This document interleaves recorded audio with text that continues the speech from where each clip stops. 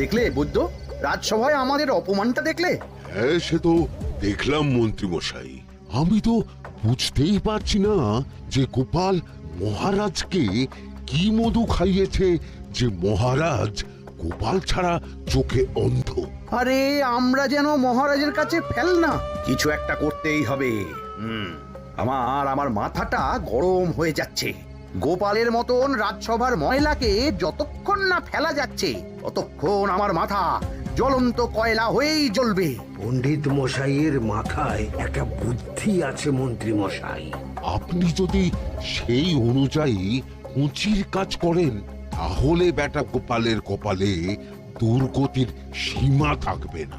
এই কি বুদ্ধি, কি বুদ্ধি? আপনি বরং এই ব্যাপারে পণ্ডিত মশাইয়ের সাথে একবার আলোচনা করে নিন। আমি চলি, কেমন? আমি চলি। হ্যাঁ হ্যাঁ, এসো এসো এসো এসো।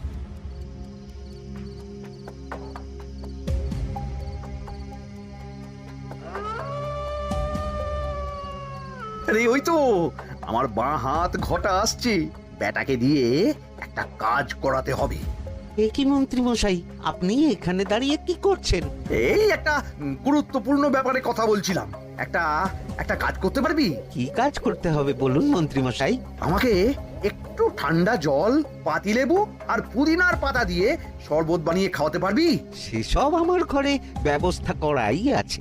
চলুন চলুন, আমার সাথে চলুন। হ্যাঁ হ্যাঁ, চল চল চল চল চল।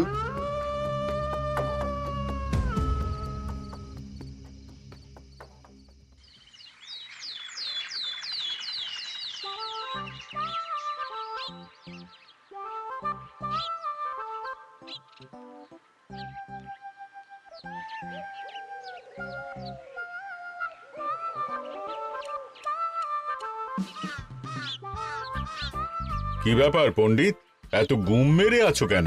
সকাল সকাল গিন্নি খুব বকেছেন মনে হচ্ছে। গিন্নির বাক্য সুধায় কান ভরে গেছে, আর কিছুই কানে ঢুকছে না।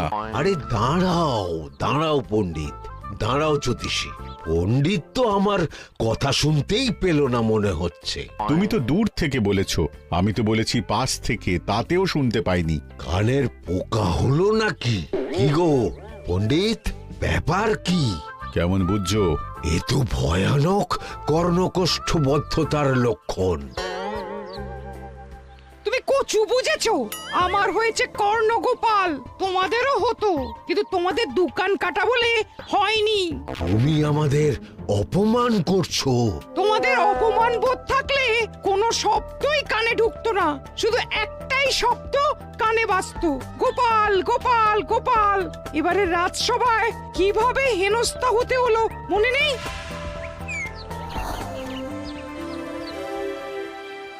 মহারাজ, একটা ভিক্ষা আছে। ভিক্ষার জন্য কৃষ্ণনগরের রাস্তাই সবচেয়ে উপযুক্ত জায়গা গোপাল, তুমি বরং সেখানেই যাও।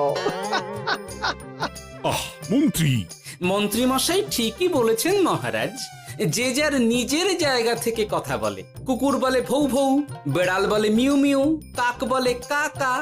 মন্ত্রীর ভিক্ষার জায়গা কৃষ্ণনগরের রাস্তা, আর গোপালের ভিক্ষার জায়গা মহারাজ কৃষ্ণচন্দ্রের দুয়ার। বলো কি ভিক্ষা? বাড়িতে পুজো আছে মহারাজ, খরচা অনেক, কিছু ঋণ আবশ্যক। যদি 100 মোহর। ঋণ তোমাকে আমি দিতে পারবো না গোপাল। পুজো উপলক্ষে তোমাকে আমি 100 মোহর দিলাম। মহারাজ, আমিও ঠিক এই কথাটাই বলতে যাচ্ছিলাম। আমরাও তাহলে বাড়িতে পুজো করব। পুজোর জন্য আমাদের অনেক খরচ, তাই যদি... অবশ্যই অবশ্যই, কত ঋণের প্রয়োজন খাজাঞ্চির কাছ থেকে নিয়ে নিও, সুদটা আমি মাফ করে দিলাম। মহারাজ, গোপালকে দান আর আমাদের ঋণ? হ্যাঁ, কারণ তোমরা নিজেরা খাবে, কিন্তু গোপাল অন্যদের খাওয়াবে। গোপালের মতো মানুষের সঙ্গে থাকাই হলো রাজধর্ম। কিন্তু তাছাড়াও তোমরা হলে 80 যাই বেতন পাই দলের লোক। গত 1 বছরে তোমার কোন মন্ত্রণা দেশের কাজে এসেছে? পণ্ডিত কোনো নতুন তত্ত্ব শুনিয়েছে? জ্যোতিষী কোনো অমোঘ ভবিষ্যৎবাণী করেছে?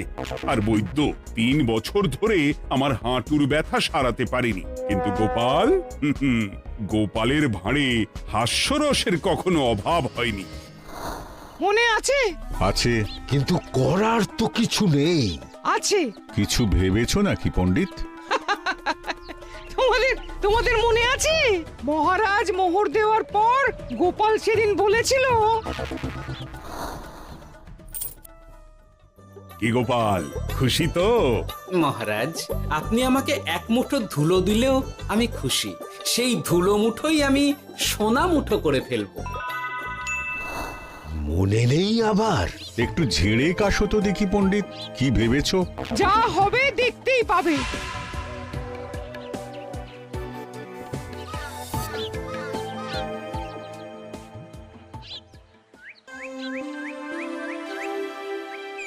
মহারাজের জয় হোক, মহারাজের জয় হোক। ওরে বাবা, এই যে সকাল সকাল চান করে ঠান্ডা লেগে গেল মনে হচ্ছে। মহারাজ, ওই কবি গান উপলক্ষে গত মাসটা আমি কৃষ্ণনগরের কোণে কোণে ঘুরে বেরিয়েছি। প্রজাদের মধ্যে একটা অসন্তোষ আমি লক্ষ্য করেছি মহারাজ। অসন্তোষ? আমি তো জানতাম আমার শাসনে প্রজারা সুখে আছে। সুখে তারা ভাসছে মহারাজ, কিন্তু একটাই অসুখ, তারা মহারাজের দর্শন পায় না। তারা মহারাজের পদধূলির জন্য আকুল হয়ে আছে, মহারাজের দর্শন পাওয়ার জন্য চাতকের মতো অপেক্ষা করছে। চিত্রকরকে দিয়ে চিত্র অঙ্কন করিয়ে বিলি করে দিলেই হলো।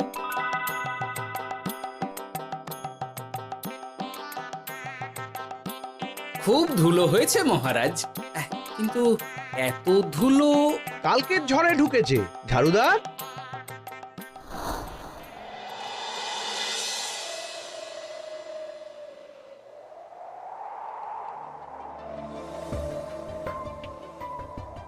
এই সুযোগ, রাজসভা ফাঁকা, এমন ঝড় যে পেয়াদারাও বাইরে নেই। কাজটা সেরে ফেল, বুঝলি? কিরে, কাজটা কর।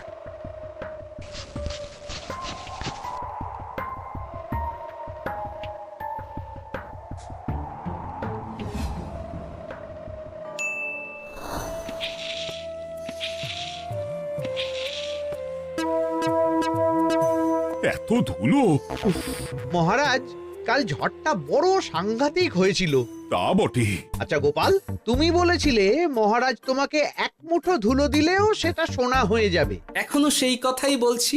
মন থেকে বলেছিলে না মহারাজকে তেল দেবার জন্য? তেল দেওয়ার দায়িত্বটা তো আপনি নিজের কাঁধেই নিয়ে ফেলেছেন। আমি যা বলি সত্যি বলি। আজ যদি এই 4 ঝুড়ি ধুলো মহারাজ তোমাকে উপহার দেন, তখনও একই কথা বলবে? নিশ্চয়ই। মহারাজ, গোপালকে এই 4 ঝুড়ি ধুলো দেওয়ার হুকুম হোক। কি গোপাল, আমি তোমাকে যদি এই ধুলো ঝুড়িগুলো দিই, তা থেকে সোনা আসবে নাকি? আসবে মহারাজ, মোহরের বস্তা আসবে। যদি না আসে, আপনি বলুন। তোমাকে কৃষ্ণনগর ছেড়ে চলে যেতে হবে। রাজি? আর যদি আমি পারি, তাহলে আপনাকে এই মন্ত্রীর চাকরি ছেড়ে দিতে হবে। কি রাজি? কি মন্ত্রী, রাজি? রাজি। গোপাল? রাজি মহারাজ। আচ্ছা, আর কেউ মন্ত্রীর পক্ষে বাজি ধরেছেন নাকি? হ্যাঁ, আমি আমি আমি আমি ও গোপাল এবার যে মরণ কুয়োতে ঝাঁপিয়েছে, সেখান থেকে আর উঠে আসতে পারবে না। কুলো থেকে মোহরের বস্তা আসবে, এ হচ্ছে গোপালের উন্মাদ রোগের শুরু। দেমাক দেমাক, মহারাজের পিঠ চাপড়ানি পেয়ে পেয়ে গোপাল ভেবেছে যে ও সব কিছু করতে পারে। এবার শুধু সেই দিনটার অপেক্ষা, যেদিন গোপালকে উল্টো গাধায় চড়িয়ে কৃষ্ণনগর থেকে বার করে দেব। এতটা নিশ্চিন্ত হবেন না মন্ত্রী মশাই। গোপাল কিন্তু হালকা কথা ছুঁড়ে দেওয়ার লোক নয়। কি বলতে চাইছো পণ্ডিত? ওই 4 ঝুড়ি ধুলো থেকে মোহরের বস্তা আসবে? না, তা বলছি না। অন্য জায়গা থেকেও তো মোহরের বস্তা আসতে পারে। তার সঙ্গে ধুলো মিলিয়ে দিলেই কেল্লা ফতে। গোপালের নিশ্চয়ই কোনো পরিকল্পনা আছে। গোপালের সব পরিকল্পনার গোড়া মেরে রেখে দিয়েছি পণ্ডিত। ঘটা আছে গোপালের পেছনে, আর ঘটা আছে গোপালের বাড়ির পাহারা। লুকিয়ে কিচ্ছু করতে পারবে না। আরে ওই তো বটা আসছে। বেল্লিক, উল্লুক, তোকে আমি জল বিছুটি দেওয়াবো। গোপালকে ছেড়ে চলে এসেছিস কেন? ছেড়ে আসবো কেন মন্ত্রী মশাই? গোপালকে ওর বাড়ির সামনে ছেড়ে এসেছি। ওখানে তো ঘটা আছে। ও বড্ড ঘুরিয়েছে বেটা। কোথায় কোথায় গিয়েছিল গোপাল? 4 ঝুড়ি ধুলো নিয়ে বেটা বাড়ির উল্টো দিকে হাঁটা দিল। চললাম পিছু পিছু। যাচ্ছিল কোন দিকে? নদীর দিকে। কিন্তু গোপাল দাঁড়ালো যদুর বাড়ির সামনে। এই যদু হলো সেই লোক যে লোকজনের বাড়িঘর কেনা বেচা করে আর লোক ঠকায়। আগে রাজধানীতে থাকতো। বেটা রাজধানী থেকে এই কৃষ্ণনগরে পালিয়ে এসেছে, এখানেও লোক ঠকাচ্ছে। কিন্তু বেটা এত চালাক যে কিছুতেই ধরা যাচ্ছে না। এইরকম লোককে ধরাচ্ছে হাতে রাখা ভালো নয় কি মন্ত্রী মশাই? সে তো জানি, কিন্তু ওর ওপর মহারাজের কড়া নজর আছে। এখন ওর সঙ্গে সম্পর্ক রাখা খুব ঝুঁকি। যাই হোক, তারপর? হ্যাঁ তারপর যদু, যদু রে, গোপাল খুড়ো, আরে তুমি এখানে কি করছো? দেখতেই তো পাচ্ছিস ধুলো। তবে যে সে ধুলো নয়, মহারাজ কৃষ্ণচন্দ্রের পদধূলি। শুনিসনি বোধহয় এখন কৃষ্ণনগরে সবচেয়ে বেশি চাহিদা মহারাজের পদরেণু। আচ্ছা, মহারাজের পদরেণু নিয়ে যাচ্ছ কোথায়? এই ছোট ছোট পুলিন্দায় ভরে কৃষ্ণনগরের প্রত্যন্ত জায়গায় যেখানে প্রজারা মহারাজের সাক্ষাৎ পায় না সেখানে বিক্রি করব। তোমার কি মাথা খারাপ? পায়ের ধুলো বিক্রি হবে? ওরে, গতবারে মাত্র 1 ঝুড়ি ধুলো 1000 মোহরে বিক্রি করেছিলাম, এবারে 4 ঝুড়ি। শোনো, তুমি আবার ঘুরে ঘুরে বিক্রি করবে কেন? তোমাকে আমি বরং 10 মোহর দিয়ে দিচ্ছি। তুমি আমাকে এগুলো দিয়ে দাও, আর বিক্রি করে যা হবে তোমাকে এই 40 ভাগ দিয়ে দেবো।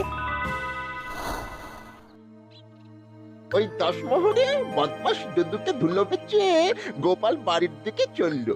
বাড়ির সামনে অব্দি পেছনে পেছনে গিয়ে তারপরে এই আপনাদের কাছে আসছি। বলিস কি রে, ধুলো বেচে 10 মোহর? ও মন্ত্রী মশাই, গোপাল তো একেবারে নাড়ি ধরে টান মেরেছে। গেল রাজসভায় এমন সুখের চাকরিটি গেল। এবার আবার রাস্তার ধারে গিয়েই বসতে হবে। এবার নবাবের দরবারে জায়গা আছে কিনা খোঁজ করি গিয়ে। ধ্যাত্তেরি, 10 মোহর আর 1 বস্তা মোহরের মাঝখানে অনেক রাস্তা। সেই রাস্তায় আমি লোক বসিয়ে রাখবো। আরে আরে, ওই তো তোমার ঘটা আসছে। এই, তুই গোপালের ঘরের পাহারা ছেড়ে এলি কেন? গোপাল নেই নেই নেই নেই নেই নেই।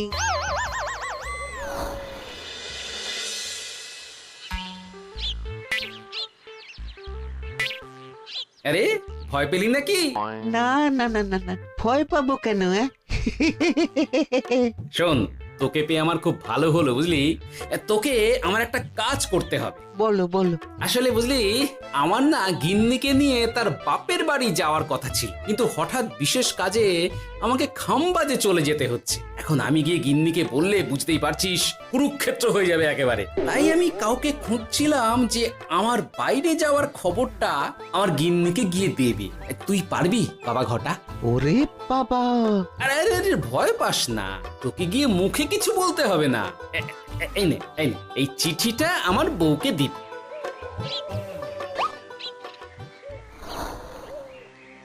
কৃষ্ণনগর ছেড়ে চুপি চুপি চলে যাচ্ছি, চালাকিটা দেখেছেন? ওসব চালাকি আমি তুড়ি মেরে উড়িয়ে দেব। কি করবেন? চারিদিকে আমি অশ্বারোহী গুপ্তচর পাঠাচ্ছি। গোপালকে কোনো চালাকি করতে দেব না।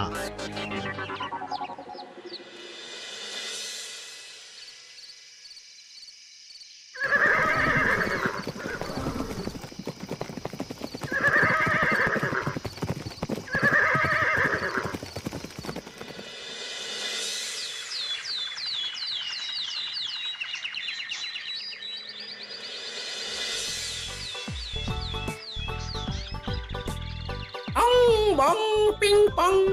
হ্যাঁ, ওরে বাপ রে, এ আবার কি বলে? মানে বুঝিতে পারিলে না?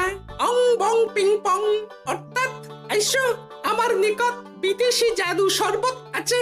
ইহাতে তৃষ্ণা নিবারিত হয়, শক্তি বৃদ্ধি হয়, ঘুম ভালো হয়, সম্পর্কের উন্নতি হয়, জামা কাপড় ফর্সা হয়, তু শব্দ না করে সকাল সকাল কষ্ট পরিষ্কার হয়।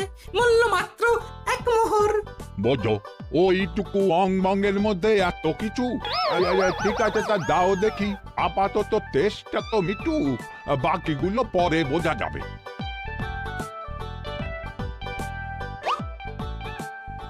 আহ বড় ভালো খেতে তো আহ, ঠং ঠং অর্থাৎ শক্তি বৃদ্ধি হলো। হ্যাঁ হ্যাঁ মনে হচ্ছে গায়ে যেন দুগুণ বল পাচ্ছি। কি হয়েছে ভাই? এ কে? এ ভিন দেশ থেকে জাদু শরবত নিয়ে এসেছে গো। জাদু শরবত ভিন দেশ? একেবারে বহু ভুজা শরবত। খেলে তেষ্টা যাবে, গায়ে জোর হবে, ঘুম হবে, সম্পর্ক ভালো হবে, জামা কাপড় ফর্সা হবে, সকালে হ্রাস করে পেটও পরিষ্কার হবে। সে কি? দাও গো ভাই, আমাকেও দাও। গুড় জল, সঙ্গে একটু ভাজা মশলা, আমচুর আর বিট নুন, শুদ্ধ দেশি জিনিস। জানলে কেউ ছুঁয়েও দেখতো না, কিন্তু একটু বিদেশি গন্ধ দিতেই একেবারে হট্ট মেলা। আরে তোমরাও এসেছো দেখছি। সং সং শঙ্কা লং লং লঙ্কা, মানে অর্থাৎ এই শরবত খেলে আর শঙ্কা নাই, বুদ্ধি লঙ্কার মতন ঝাল হয়ে যাবে। তারপর ডং ডং ডঙ্কা টং টং টঙ্কা, ফাইন ফাইন, অর্থাৎ টাকা আসবে আমার কাছে।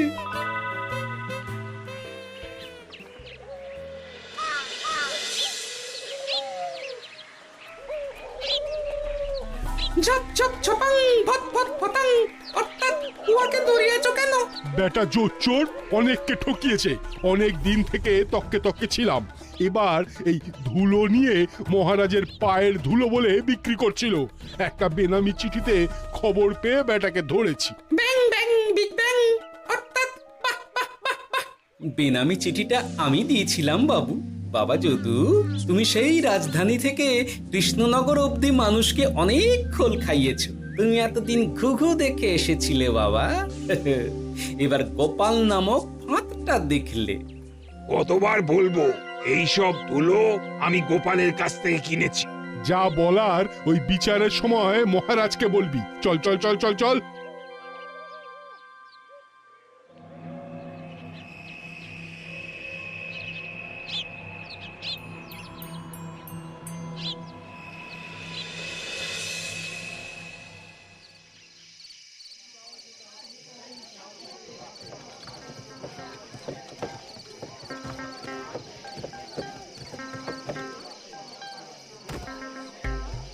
ঝন্টু মন্টু ননাং ফু। নাও ঠেলা। সাহেব বলে কি ফু দিয়ে দিতে হবে? কি বলছো সাহেব? বুঝতে পারছি না, কোথায় ফু দেব? ঝন্টু মন্টু ননাং ফু, অর্থাৎ লবণ আছে? আছে আছে সাহেব আছে। কত লাগবে? ভণ্ড ভরি আন্ডাকারি, অর্থাৎ যা আছে সব।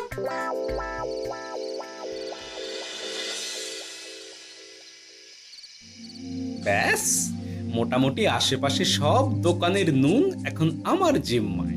এবার আসল মজা শুরু হবে।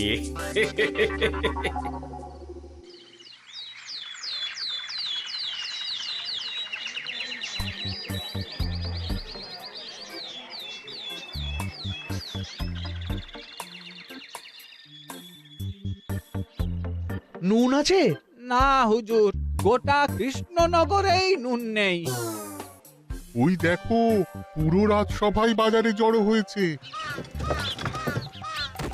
শান্তামনা শান্টু মন্টু, এ আবার কি বলছে রে বাবা? শান্তামনা শান্টু মন্টু, অর্থাৎ জনগণ শ্রবণ করুন। নান্টু কান্টু নুন কিনেবেন, আন্টু আন্টু, আসুন আসুন। আমার আমার এক সের নুন লাগবে। শান্টু অবশ্যই 100 লবণ 10 মোহর। 10 মোহর? 10 মোহর লইবেন না লইবেন না? না, নেব না। উত্তম উত্তম, গান্ডা পিণ্ডে ঢিসুম ঢিসুম, অর্থাৎ তাহা হইলে নুনের বদলে গৃহিণীর প্রহার ভক্ষণ করুন। আমাকে 1 সের নুন দিন। আমাকেও আমাকেও। নুন ছাড়া বাড়ি ফিরলে গিন্নি ঘর ছাড়া করবে আমাকে। শুনলাম কৃষ্ণনগর থেকে নুন উধাও। আছে মহারাজ, আছে। কৃষ্ণনগরের সব লবণ আমার নিকটে আছে। 110 মোহর। এত দাম? দাম তো হবেই মহারাজ, লবণ ছাড়া রান্না কেমন হবে ভাবিয়া দেখুন। ঠিকই বলেছ, রাজপাকশালেও তো রান্না বসেনি। 100 সেরের মতন রাজপ্রাসাদে পাঠিয়ে দাও। 1000 মোহর দিয়ে দাও।